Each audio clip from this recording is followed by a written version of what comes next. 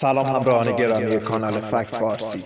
این ویدیو از یک جنایت واقعی که در مرداد ماه سال 1402 رخ داده است روایت می شود و ما صرفاً بازجویی این دو متهم را بازسازی کردیم. هر آنچه که در این ویدیو میشنوید واقعی است و تصاویر مربوط به پرونده قتل خانم ثروتمند موجود نمی باشد و ما از تصاویر جایگزین استفاده می‌کنیم. سلام. حال شما خوبه؟ ممنون، مرسی. چرا بی‌حالی؟ بی‌حال نباشم. چرا خوب؟ اسمتون چیه؟ رضا. چند سالته؟ 29 سالم. 29 سال. چقدر جوانی آقا رضا؟ درس چی خوندی؟ من لیسانس هنر دارم. لیسانس هنر؟ چی دقیقا؟ لیسانس هنر دارم، یه چند تایی کتاب هنری نوشتم براتون. نقاشی، طراحی، تو این چیزا. بعد یه چند سالی هم تو ایتالیا تدریس میکرد. آفرین. از خیلی آدم با احساسی باید باشی. آره شاید. خیلی خوب. حالا بگو ماجرا از کجا شروع شد آقا رضا؟ ماجرا من و محسا؟ بله دیگه. ماجرا من و محسا برمیگرده به خیلی سالها پیش. اون دو زمانه‌ای که من دبیرستانی بودم. خب عاشق برادرزاده زمانم شد.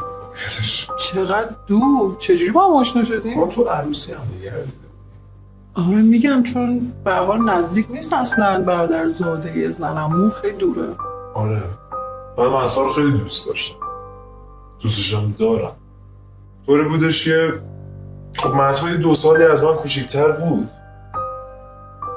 هر روز میرفتم در مدرسه‌اش، یه چند ماهی میرفتم 2 ماه فکر کنم رفته بودم در مدرسه‌اش. خب از تو نگاهش میکردم و کیف میکردم. یه روزی دلو زدم به دریا، گفتم بهش گفتم که محسا من از تو خوشم میاد. جا خورد. آره خب بعد گفتش که ببین رضا اگر قصد جدیه باید دیگه خواستگاری، چون خانواده من رو که میشناسی یکم گیرم اینا. من گفتم که باشه مشکلی نداره. سینه سپر کردم، رفتم همه مغازه باش، یه کتاب فروشی داشت. خب رفتم با باباش صحبت کردم، گفتم من از محسا خوشم میاد، اجازه بده بیام خواستگاری. یهو بهم پرید. خب چی فکر کردی با خودت؟ چی تو خودت دیدی؟ شما سنتون کمه، اگرم الان نمیزنم ناکارت نمیکنم فقط با خاطر که فهمید. کلی بحث کردیم. اون بگه من بگم، اون بگه من بگم، یکی اون گفت تو من گفتم، نتیجه‌ای نداد. من از مغازش پرت کرد بیرون. به نظرت منطقی نیست که باباش این کارو بکنه؟ به هر حال تو کوچیک بودی، هنوز سربازی که نرفته بودی نه؟ نه سنم به سربازی نمیخورد. خب دیگه به نظرت منطق نداشته؟ منطقی نبوده این ماجرا؟ خیلی از رفیقام سنی کم ازدواج کردن، زندگی قشنگی هم دارن الان، سر خون زندگی شدن. ولی ما الان کجاییم؟ توی 4 دیواری در بسته که هیچیش اصلا معلوم نیست. قشنگ معلومه هنری اینا، قشنگ مشخص. خب بعد شما رو انداخت بیرون و؟ آره من انداخت بیرون، ولی خب من با محسا یه رابطه پنهانی داشتیم. رابطه تو اینو قطع نکردی باهاش؟ ما رابطه همون قطع نکردیم، هم دیگر دوست داشت اصلا رابطه همون قطع نکردیم. خب رابطه همون پنهانی ادامه دادیم تا اینکه من با خانواده‌ام صحبت کردم، یه پادرمیونی کردن. حالا ما رفتیم خواستگاری رسمی از محسا کردیم. در واقع میشه باید باباش کرد. چجوری خانواده‌ات راضی شدن؟ خانواده من مشکلی نداشتن. خانواده حمایت میکردن. آره حمایت هم میکردن، گفت هرچی علاقه داری، چون میدونی دیگه هنرم خودش حامی میخواد. ورسه هنر اومدن یعنی یه آدمی که باید عاشق هنر باشه، دلباخته هنر باشه، زندگیشو بده بابت هنر. من زندگیم هم بابت هنر دادم، هم بابت عشق که الان اینجا. در کل خب رفتیم خواستگاری. باباش گفت بچه جون تو پیش نیازهای اولیه هم نداری. گفتم پیش نیازهای اولیه چیه؟ همونجا با همین لحن تون باید صحبت کرد؟ آره خب گفت خونه و ماشین. گفتم آقای فلانی من عاشق دخترتون، برای اینکه این عشقم هم ثابت بشه هر کار حاضرم بکنم. ولی صرفا همه که اول زندگیشون خب خونه نداشتن، ماشین نداشتن. بله. پدر مادر خودم، حتی خود پدر مهسا هم روز اول چیزی نداشت. درسته. حالا کم همه رو همه همیدن، همه از صفر و زیر صفر میشن. من بچه بودم، خب قبول کردم، گفتم خونه و ماشین رو میگیرم میام. واقعا چجوری فکر کردیم توی خونه و ماشین بگیری؟ آدمی که عاشقه دل به دریا میزنه.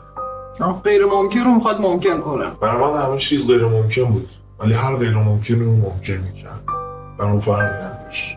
ربطی فکر نمی‌کنی به سن و سالت داشت؟ مثلا سنت کم بود که یه همچین تصوری داشتی؟ سن برای من همیشه یه عدد بود، یه رقم بود. سنم کم بود ولی بزرگ فکر میکردم، هدف بزرگ داشتم، رویای بزرگی داشتم. خب شاید یکی از هدفم فقط مهسا بود. و بعد پدر مادرش گفتن که باید خونه و ماشین داشته باشی و در این صورت دخترمون رو بهت نمیدیم. آره، یه روز با حمید تو کافه نشسته بودیم، داشتیم با هم دیگه درد و دل میکردیم. حمید گفتش که حمید کیه؟ حمید یکی از رفیقام، یکی از رفیقای 10 سالم. خب 10 ساله. گفتش که رضا نگران نباش، پریا که دوست دختر خوب حمید بود، گفتش که یه پیرزنی هست، پرستار پیرزن هست، پیرزن هم خیلی مایه دار. گفت بریم خونه این سرقت کنیم، هم تو خونه رو میخری هم ماشینه رو میخری. منم این وسط هم خودم رو برمیدارم. منم که عاشق مهسا بودم، فقط خواستم باش ازدواج کنم، بعد بی پدرش رو کم کنم که من جوونه گول تو بچه سال تونستم بگیرم. فکر کنم خیلی هم علاقه به بازیگری داری، درسته؟ چرا؟ فکر میکنم که یه خورده، یا اینکه توی این جو قرار گرفتی اینجوریه. تو کدوم جا؟ تو این جو که به هر حال چند نفر نشستن دارن فیلم میگیرن، دارن صداتو ضبط میکنن، میدونی صدات به گوش خیلی ها میرسه. زندگی من خودش فیلمه، من نیاز به فیلم بازی کردن ندارم. آره شما چیزی مصرف میکنی؟ مصرف به چی؟ مصرف به هنر دارم ولی مصرف نه مواد، آره. سیگار، نه به غیبی، نه. هیچی؟ حتی مشروب هم نمیخوری؟ مشروب تنها چیزیه که شاید میشه گفت زندگی رو نابود کرده، که الان روبرو نشستین دارین مصاحبه میگیرین، به بیننده هاتون نشون بدین. بیشتر ما اینا رو میگیریم آقا رضا که بقیه درس عبرت بشه، حداقل این کارا رو نکنه. آدمی که میخواد کار خودشو بکنه میکنه، هیچ درس عبرتی نداره. من میتونم جلوی همین دوربین صحبت کنم، نصیحت کنم، ولی این گوش دره، اون گوشم در روزه. یه جوان 20 ساله 22 ساله چی میفهمه از نصیحت؟ هیچی، چون کلش باد داره، چون کلش بوی حوم سبز میده، هیچی نمیفهمه. خودم توی این شرایط بودی دیگه، نه؟ چون خودم توی این شرایط بودم دارم میگم. آها. خب بعد گفتی با حمید با هم دیگه رفتین درد و دل کردین و آره، حمید گفتش که بریم ثروت کنیم. منم که چون خب شرایطم جوری بودش که خواستم با مهسا ازدواج کنم، گفتم باشه چرا که نه، حتما. یه روز با مهسا و حمید و بریا نشسته بودیم که نقشه ثروت رو بشینیم. نقشه ثروت رو که کشیدیم، پریای لعنتی برگشت گفتش که برای اینکه خیالمون راحت تر بشه یه کاری کنیم. من گفتم چی کار کنیم؟ گفت بریم یه قرص بگیریم برای اینکه خیالمون راحت بشه. ما قبول کردیم. قرص چی خریدین؟ متادون. از کجا گرفتی؟ چون غیر قانونیه اینا. خب میدونی اصلا برای چیه قرص متادون؟ برای معتادا استفاده میشه و خواب آور. آره میدونم. خب و اینکه من قرص رو گرفتم، آماده کردم، پودرش کردم تا رسید روز سرقت. روز سرقت که رسید ما رفتیم. دخترها رفتم بالا و قرار شد که برم بالا همه چیز رو چک کنم. اوکی که بودش، مهسا و پریا رفتم بالا، اوکی بود. به ما زنگ بزنن که در برنامه باز کنم ما بریم بالا. خب ما یه چیزی اولوش یه 3 ساعتی سر کوچه منتظر موندیم، من و همین، تا اینکه بچه تماس گرفتن و ما رفتیم بالا. بعد من قرص دادم به پریا، بعد ما رفتیم تو اتاق. بعد شما وارد شدین خانم شما رو ندید؟ نه خانم ما رو نداشت. خانم تو اتاق خودش بود. خونه اینقدر بزرگ بودش که اصلا رفت آمده مشخص نمیشد. خب من همین رفتیم داخل اتاق، یه چند ساعت منتظر بودیم. بعد پریا اومد پتو رو گرفتش و گفتش که پتو رو گرفت برای خانومه. گفت خانومه خوابیدش، من پتو رو میبرم، شما برید هر جایی که میخواید بگردید و بگردید، هر چیزی که هست و نیست رو پیدا. خب ما این چند ساعتی گشتیم، کلی طلا، جواهر، دلار، همه جا رو گشت پیدا کردیم و خب تمام شد. همین این ما بین داشت باز به گشتن ادامه. یهو برگشت بهم گفتش ببین چی پیدا کرد. چی پیدا کرد؟ مشروب پیدا کرد. مشروبات الکلی؟ آره مشروبات الکلی. خب مشروبات الکلی که پیدا کرد گفتش که حیفه که جشن نگیریم، چون این مشروب عتیقه است و قدیمیه. جشن برای چی میخواستیم بگیریم؟ مثلا جشن سرقت. خب جشن سرقت مجبور شدیم اون شب بمونیم، چون خب همه خورده بودیم، مست بودیم و خوابیدن اونجا شب موند. بعد مهسا پیش پیرزنه موند تا صبح، یعنی کنار پیرزنه خوابید. یا پیرزنه یه خوابی صبح که بلند شدیم واسه رو جمع کنیم بریم. مهسا برگشت بهم گفتش که رضا پیرزنه سرد بدنش، یعنی گفت فکر کنم مرده. کشیدمش کنار، رفتم پیرزنه رو دیدم، یا نبض نمیزنه، نفس نمیکشه، کلاً تموم کرده. اینجا که دیدی خانم مرده چه احساسی داشتی؟ ترسیدی؟ شوکه شدی؟ چه اتفاق برات افتاد؟ وقتی یه آدمی رو که نمیخوای بکشی ولی میکشی، اونم از سر ناآگاهی، احساسی که به دست میده احساس مرگ، احساسی که به دست میده احساسی که اصلا نمیشه تفسیرش کرد، اصلا نمیشه توصیفش کرد. این ترسیده بودیم بیشتر از ترس. آها. بیشتر از چیزی که حتی فکرشو کنی. ترس، لرزش، ریختن عرق، هر چیزی که فکرشو کنی. تا اینکه گفتم که باید پیرزنه رو ببرم بیرون، اگه اینجا بمونه بو میگیره دو میره. بازم فکر میکنم عقل کل ماجرا شما بودین دیگه، بهتر فکر میکردین انگار. کاش اصلا فکر نمیکردم. چرا؟ چون وقتی که تصمیم میگیری همچین اتفاقی رخ بده، یه آدمی رو ببری بیرون، الان با خودم میگم باشه من حمید اصلا از اونجا میرفتیم، تماس میگرفتیم با پلیس، با اورژانس. آره خب بهترین کار همین بود، همون موقع بهترین کار همین بود. جوانی و جاییت. پیرزنه رو خیلی هم سنگین بود، ماشاءالله، خدا بیامرزی هم داره. انداختم رو کولم، اینقدر سنگین بود داشتم عرق میکردم، دست و پام میلرزید، نمیدونم چطوری هم تمام بردمش پایین. فقط به امیر گفتم کشیک بده تو راپله که کسی منو نبینه. بردم انداختمش تو ماشین، خودم ماشین رو استارت زدم، رفتم جاده چالوس. بله رو با خودتون نبردین؟ نه تنها رفتم. آها خب رفتم جاده چالوس، رسیدم به یه فری، تو فری یه گودال خیلی بزرگ بودش، نمیدونم اونجا داشتم چی کار میکردم، خاک بیزی داشتم چی داشتم. پیرزنه رو انداختم توی گودال. خب بنزین ریختم با پیرزنه. چرا بنزین ریختی؟ آمجا دفعش میگردی دیگه. آتیشش زدم، کسی پیداش نکنه رسدش. میخواستی شناسایی نشه در واقع. پود شد جلو چشم، خاکستر شد جلو چشم، آتیش خاموش شد. بعدش خاک رو ریختم روش. تمام مدارک و اسناد رو نمیدونم که شناسنامه و همه چی ریختم تو خونم. وسایلش هم پس برداشته بودین اصلا؟ آره همین چیزش. خب ماشین رو گرفتم برگشتم. یه چند روزی بود خبر از حمید نبود. حمید رفته بود طلاها رو بفروشه. فهمیدم که حمید دستگیر شد. فهمیدین چجوری دستگیر شده؟ متوجه شدی؟ یا اینجا فهمیدی؟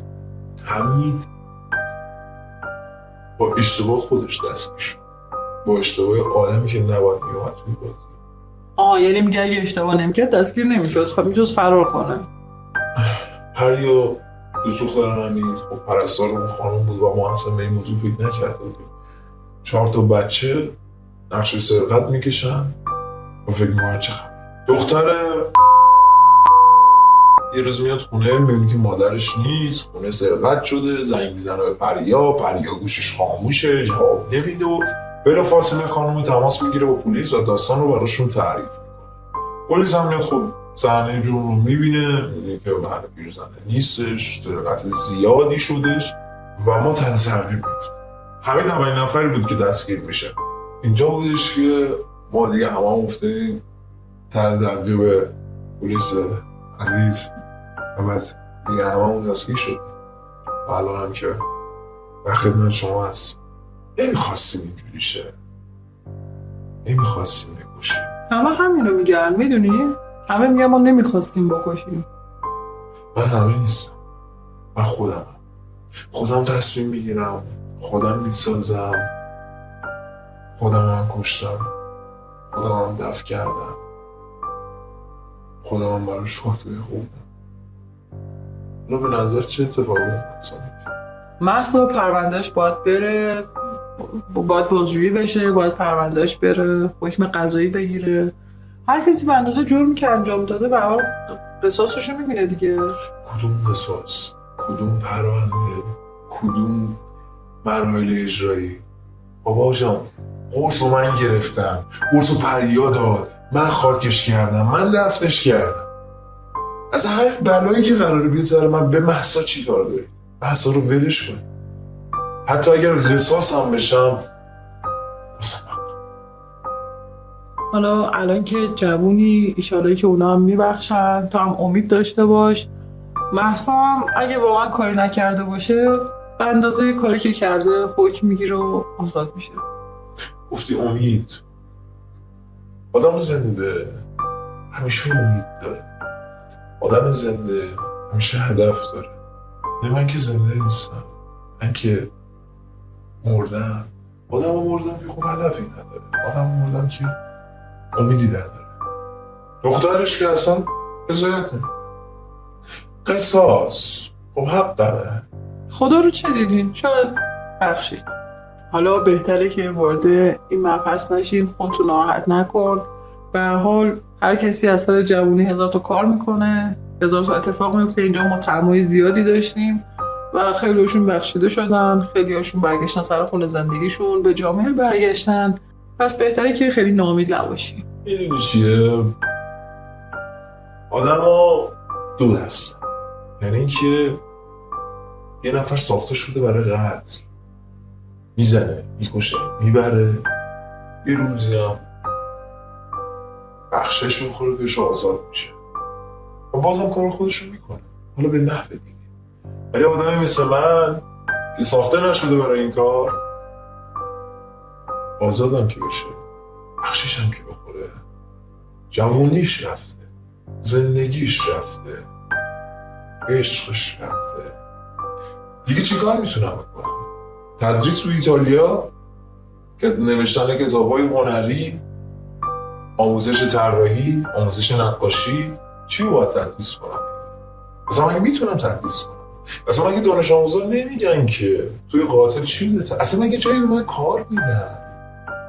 به هر حال ما هم حواسمون هست که شما همه مشخصاتتون به هر حال تو مجازی پخش نشه. اگه خواستین جای کار کنین، زندگی کنین، ما نه صورتتون رو نشون میدیم، صداتون رو تغییر میدیم. به هر حال خدا چه دیدی، شاید برگشتی به جامعه. اگه برگشتی بتونی زندگی کنی. من فقط یه حرف دارم با بیننده‌هات و خانواده هایی بیننده‌هات. اول حرفم با خانواده هاست. سخت نگیرید بچه ها. زیادی سخت گرفتن باعث میشه که یه آدمی مثل من جوونه، کلش بوی قرمه سبزی میده، زیادی بیش از حد عاشقه. بذارید بره، بذارید مسیرشو بره. یه جایی پشیمون میشه و برمیگرده. اون جایی که پشیمون شدش خودش میگه چرا من فلان کار کردم. ولی وقتی سماجت میکنی، روبروش وای میسی، بحث میکنی، قتل میکنه، خودکشی میکنه، هزار تا کار دیگه میکنه، یکی هم مثل من میاد هم سرقت میکنه هم قتل میکنه. حتی اگر بخشش هم بخوره بهم چندین سال تو زندان قراره باشم. حرفم با جوانای همسن و سال خودم نصیحت نمی کنم بهتون، چون اهل نصیحت نیستی، چون اهل نصیحت نیستی. صرفا فقط حواستون به خودتون باشه و کسی رو جز خودتون دوست نداشته باشی. تمام. مرسی. امیدوارم که اتفاقای خوبی برات بیفته. امیدوارم که هرچی خیری برات پیش بیاد.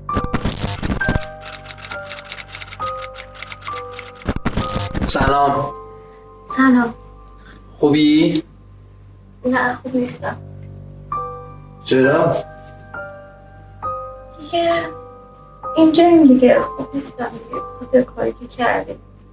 اسمت چیه؟ من مهسا. چند سالته مهسا؟ 27. تازه 27 سالم شده. خیلی خوب. مهسا تعریف کن ببینم داستانتون چی بود؟ من پرونده‌تو خوندم، آماده میکنم باید صحبت کنم. راستش همه چیه رابطه ما از یه عروسی شروع شد. من رضا رو توی عروسی دیدم، اونجا از رضا خوشم اومد. بعد رضا مدرسه من پیدا کرده بود، یه 2 ماهی میومد مدرسه من، از دور من نگاه میکرد، منم خوشم اومده بود ازش دیگه، منم بدم نمیومد حقیقتش. دیگه بعد چند وقت رضا اومد جلو و گفتش که از من خوشش میاد. منم به خاطر خانواده‌ام که میترسیدم اصلا به خاطر همین خانواده‌ام بود که دیگه درسم رو ادامه ندادم تا دیپلم درس خوندم. خانواده مگه یه خانواده مذهبی بودن؟ مذهبی نبودن ولی بابام عقاید خاص خودشو داشت دیگه. خب چطوریه که خانواده نمیخواستن درس بخونی، نمیخواستن که ازدواج کنی؟ اصولا خانواده‌ای که میگن درس نخون میگن که خب سریعتر بره سر خونه زندگیش، اونایی هم که میگن که نره سر خونه زندگیش به خاطر اینکه برن درس بخونن. خب به خاطر رابطه من و رضا، چون همدیگه رو خیلی دوست داشتیم، بعد رضا میومد جلوی مدرسه، بابام بیشتر به خاطر همین نذاشت که من برم درس بخونم. رضا موقعی که اومد به من گفتش که از من خوشش میاد، من بهش گفتم که برو با خانواده‌ام صحبت کن، برو با بابام حرف بزن. موقعی که رفت پیش بابام، نمیدونم حالا تو مغازه چی شده بود، چی بینشون رد و بدل شده بود که در نهایت بابام بهش جواب رد داده بود و رضا خیلی عصبانی بود از اون روز و اینا دیگه. منم موقعی که دیدم رضا خیلی ناراحت و عصبانیه دیگه، رفتم بزنم اون، گفتم که تو خدا تو پادرمیونی کن، بذار حالا ما به هم برسیم. حالا درست سنمون کمه ولی رضا حمایت میشد از طرف خانواده‌اش، میدونستم که میشه. بعد دیگه زنمون بالاخره کاری کرد که اینا اومدن خواستگاری من، اومدن خواستگاری و بابام به رضا گفتش که باید هم خونه داشته باشی هم ماشین داشته باشی. ما اصلا اونجا اصلا نفهمیدیم که بابام داره بهانه میاره، ما فکر کردیم واقعا داره میگه. بعد یه مدتی رابطمون پنهانی بود، بعدش هم که دیگه اینجوری یه روز بعد این ماجراها که بابام به رضا گفت بود باید هم خونه داشته باشی هم ماشین، دیگه اینا رفتن. بعد چند روز رضا به من گفتش که بیا بریم بیرون. بعد ما با رضا رفتیم پیش دوستش، اسمش حمید بود، با دوست دخترش پریا. بعد تو کافه که رفتیم، من اصلا اولین باری بود که پریا و حمیدو میدیدم، اصلا نمیشناختم، اصلا ندیده بودمشون.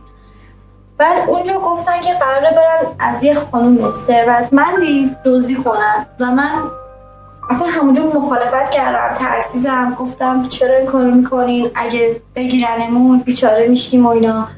حمید گفتش که اگه طبق نقشه پیش بریم هیچ اتفاق برامون نمیفته، میریم دزدی میکنیم و برمیگردیم. دیگه اینا نشستن خیلی با دقت نقشه ریختن که چجوری برن دزدی کنن. پریا به من گفتش که تو به عنوان دوست من شبش بیا بریم خونه همین خانومه. ما شبش ساعت 7 بود رفتیم اونجا. حالا نمیدونم پریا به رضا چی گفته بود که بره بخره، رضا هم نمیدونم چی خریده بود براش آورده بود. تو زمانی که با پریا رفتی داخل خونه و خانومه، خانمه نگفت به پریا که کی آوردی؟ چرا؟ گفت دوستمه. گفت امشب اگه اشکالی نداره بیاد. خانمم خب خودش تنها بود، خیلی خانم خوبی بود، خیلی مهربون بود. گفتش که نه اشکال نداره، به هر حال 2 دختریم باشید اینجا. دیگه ما اون شب ساعت 7 رفتیم خونه خانومه. رضا و حمیدم سر کوچه منتظر خبر ما بودن.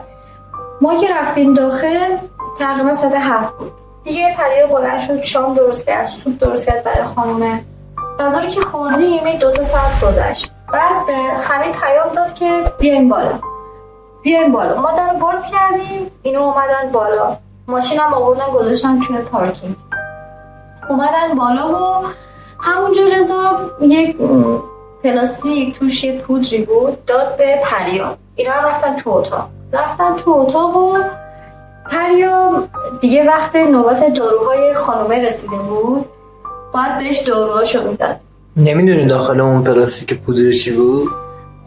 میگفتش که رفتم آرام بخش خریدم. من نمیدونم آرام بخش داره؟ نمیدونم دیگه. خب حالا اینجوری میگفتن خودشون. بعد پود خریده بود داده به پریا. همون موقع داروهای خانومه که باید بفهم قرص قند و فشار خون و اینجور چیزا میخورد باید بهش میداد. اون پودر رو ریخت توی آب میوه داد به خانومه. خانومه همراه داروهاش آب میوه خورد. رو همین مبل بعد یه نیم ساعت 40 دقیقه خوابش بود. خوابش خیلی عمیق شد. دراز کشید. پریا رفت که براش پتو بیاره بکشه رو خانومه. منم کنارش نشستم. دیگه اینا رفتن دزدی کردن دیگه. تو خونش بود گشتن، تو اتاقا، تو آشپزخونه، همینجوری تو خونه میگشتن دیگه. کلی چیز میز پیدا کرده بودن، مثل اینکه طلا، دلار، جواهرات، گوشی پیدا کرده بودن دیگه. همه رو برداشتن و حمید اومد گفتش که من یه چیزی پیدا کردم، امشب رو باید جشن بگیریم. یک مشروب پیدا کرده بودن، مثل اینکه دیگه نشستن مشروبه رو خوردن دیگه، گرفتن خوابیدن دیگه. ما شب اونجا خوابیدیم و صبح شد. خب چرا همون شب نرفتید؟ خب هم دیر وقت بود، نمیخواستیم همسایه ها شک کنن چون این خانم تنها بود دیگه. به هر حال ما هم 4 نفر بودیم. هم که اینا مشروب خورده بودن دیگه گفتم ما نمیتونیم مثلا رانندگی کنیم، خیلی زیاد خورده بودن دیگه. ما اونجا خوابیدیم. صبح که شد، من پاشدم که خانم رو چک کنم چون به حال ترسیده بودم اون انقدر عجب خوابیده بود. چون همجوری که خوابیده بود همجوری مونده بود، اصلا جابجا نشده بود، تکون نخورده بود. دست که بهش زدم دیدم یخ کرده دیگه. رضا رو صدا کردم، گفتم رضا میشه بیای ببینی که چی شده یا من دارم اشتباه میکنم؟ که بعد رضا هم گفت برو کنار دیگه. اومد خودش چک کرد دید آره دیگه خانم فوت کرده بود بنده خدا اونجا. شما هم از اون مشروب خورده بودین دخترها؟ نه ما نخوردیم، فقط خود رضا با حمید 2 تایی خورده بودن. ما نخورده بودیم اصلا. هیچ کدوم پافشاری نکردید بابت اینکه اصلا این مشروب رو نخورید؟ نه خب به نظرم مشکلی نداشت. نمیدونم آخه اصلا رضا اهل اینجور چیزا نبود. نمیدونم چرا اون شب اینا مشروب خوردن. اصلا هیچ وقت من ندیده بودم رضا این کارو بکنه. فامیل بودیم، میشناختمش، خیلی وقت بود با هم رابطه داشتیم. اصلا نمیدونم چرا اون شب این کاری کردن. حالا که کردی پشیمون نیستی از کاری که کردی؟ چرا؟ خب پشیمون واقعا دوست نداشتم خانم بمیره. واقعا خانم خیلی خانم مهربونی بود. یعنی همین الان که اصلا اینجا نشستم فکر میکنم خانم فوت کرده اصلا باورم نمیشه. یعنی همش نگران دخترشم، ناراحت دخترشم. واقعا خیلی ناراحتم از این مسئله. بعد از این اتفاق با مامانت چیکار کردن؟ حقیقتش اولش که خوب شوکه شده بودن، ولی بعدش دیگه حالا بابام چون من تک دخترم گفتش که نگران نباش کمکت میکنیم.